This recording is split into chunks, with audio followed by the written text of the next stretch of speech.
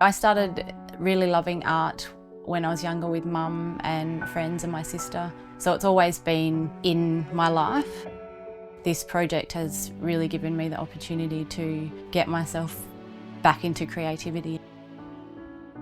My name's Joey York. I've lived in Shark Bay for 9 years. I came up to be closer to my partner because we didn't want to do long distance anymore. Yeah, 9 years later I'm still here. I am fascinated by the patterns in the sands, seeing those untouched sand lines, how they're made with the wind and the tide, and it's something that I'm trying to recreate in my art. Sometimes it works, sometimes it doesn't, but that's part of the process and the experience that I've really enjoyed, and just finding my style with the art.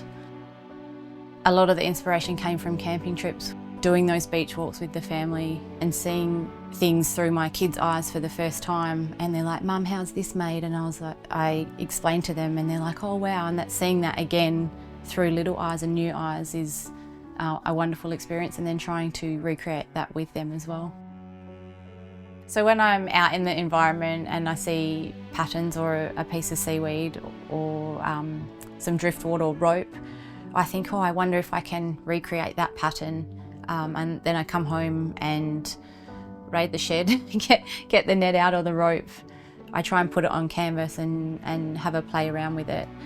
But I love that pattern from nature and that beautifulness that's created from the land and the swell and the tides in the ocean. So in this exhibition I'm working with texture paste and modelling paste for my art. With my texture work, I get my canvas, I mix up my paste, and I found the more mixing with the texture the better. It's a bit smoother, easier to work with. And then I get it on the canvas with a spatula and just keep working it.